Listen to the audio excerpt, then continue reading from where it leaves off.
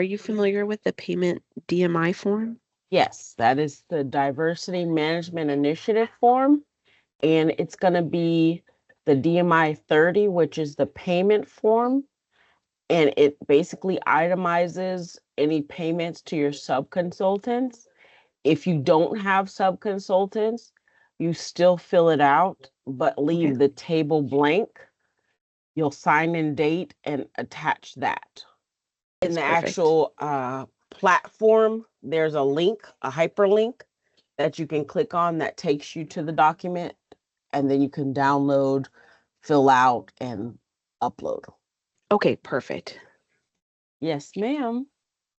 So if you would not mind sharing your screen. Yes. And then just so you know, if there's a way for you to bookmark the Trimble login page, because it's important to ensure that you're at the gov.ebuilder.net cloud. eBuilder has 6 different platforms, and you want to make sure for the city of Tampa you're using the Gov Cloud. Okay. All right. So for invoicing, 2 things I want to point out. The My Processes table at the very top, if there's any action items that you need to take or perform on any of the processes, whether it's a submittal, an invoice, you'll have notifications in this My Processes table that can take you to the instance and help you complete the action. Okay. So you're mostly going to be working in the Projects tab at the very top. Yes, ma'am. Oh, so log you in. So these are the projects that are currently in your queue and you have access to. So I'm assuming you're going to be billing against this mobility fee and multimodal fee update services project. Correct. Yes. Okay. So you're going to click on the project name. And this is the project details page that will always pop up when you select the subject. And it just summarizes the project for any of the users. What you're going to be using on the left-hand side of the screen is the project menu. And you're going to select processes. And right now you are in the processes tab for the project. On the upper right, you'll see a start process button. You're going to search PAYAP and select and start. And this is the formal invoicing page. At any time during your uploading or completion of this page, you can save it as a draft and come back and address any outstanding items. Okay. Anything with an asterisk is required,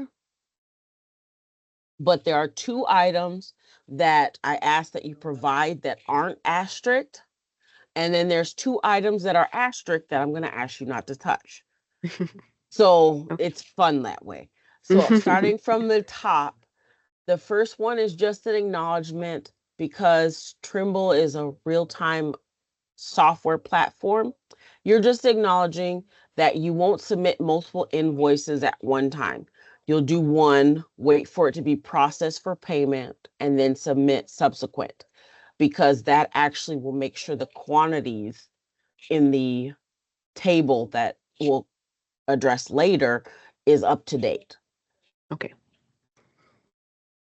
And then the second one is just confirming that the payment does not cross into fiscal years. City of Tampa's fiscal year is from October 1st to September 31st. Now there is a period before the October 1st fiscal year start in which POs are closed. So in order to avoid delay in payment, we ask that you don't cross into a new fiscal year with a payment or invoice. And essentially, if you have a September invoice, we ask that you bill it at the beginning of the month, or you consolidate it into your October invoice. Okay. So you're just going to confirm there.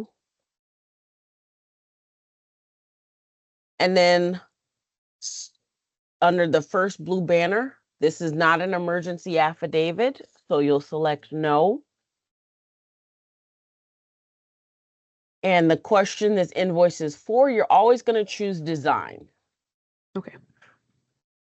Now, this is the item that's not asterisked, but I asked you provide is the invoice date. And that's not the date of submitting it, but the date on the No, actual the invoice. date on the actual invoice. Okay. Correct. Just for today, we'll just do the 13th. Perfect. Now, to your question about the DMI form, if you right click on that hyperlink and open in a new tab,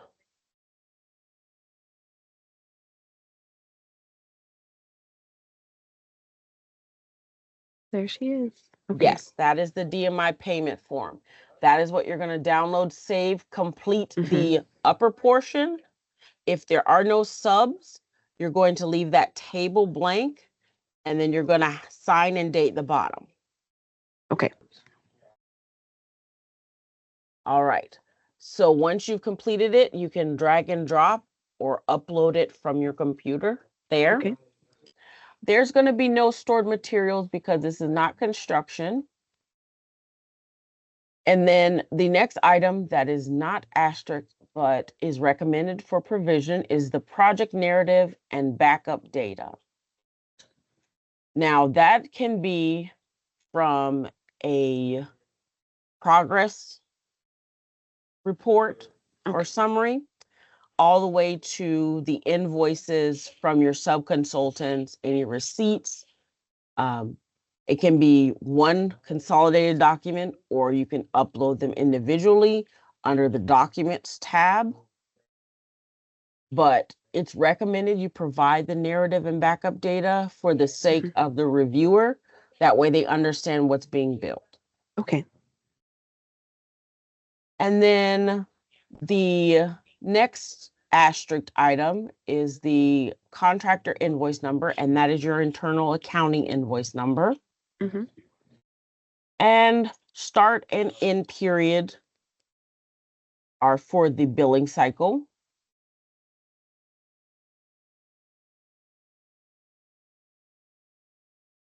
And that's still month-to-month cycle? Yes, we recommend month to month. Now, the commitment under that second blue banner, if you use the drop down arrow, it should populate with the project that you're billing for. And then the two asterisk items below that, where it says PAYAP 01, don't change that. Okay. It's got an asterisk, but don't change that. eBuilder or Trimble will auto-populate that for you, as well as the date received. So it's going to automatically put in the date that you're working in. And then once you submit, it's going to make that the date that the city receives it formally. Okay. So the table, when you selected commitment under invoice items, it populated with all of the tasks and or subtasks that are related to your contract. You're going to focus on column E for this period, and that is where you're going to input the amounts for the respective tasks. Okay. Now, Trimble will auto compute the total amounts for the invoice, so you don't have to worry about that. Okay. Like I said, you can save as a draft at intervals if you're not ready to submit. But when you're ready to submit, you're going to submit, and then it's going to put it in an instance called remit address blank. You only have to do this for your first invoice in the system, in which you have to come back in and you have to verify the remit address. And then you're going to select submit from a drop-down menu and then press a button that says take action. Once the invoice is formally submitted and the remit address has been verified, it's going to go to the project manager. Your project manager is Jay Sang Lee. So Once you've submitted, he should be available as an option for selection to be the next actor. Okay.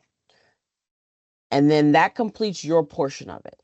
At any time during Jay's review, if he has any questions, concerns, or anything that requires clarification, he'll do what we call a revised submittal. So he'll send it back to you for those revisions to happen. And then you'll perform those revisions and send it back as a resubmit. Okay.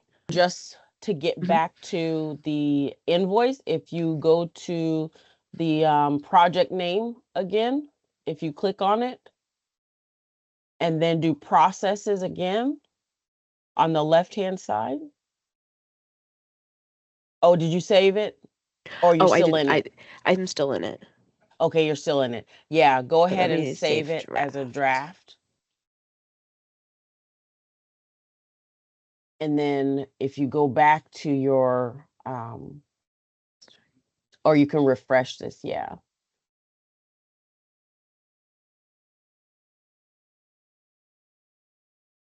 Oh, get rid of open. Oh, I'm sorry, I should have clarified. Okay. When you filter, there's going to be an open blue button. Area here? Yes, to your right. Oh, I see it. Okay. Yes, click the X and there's your draft. Okay. So you just want to make sure it's not searching for open, because until you formally submit it, it's going to stay in draft mode. Okay. Thank you. I didn't even realize those were options up there. Yes. And that is it for invoicing.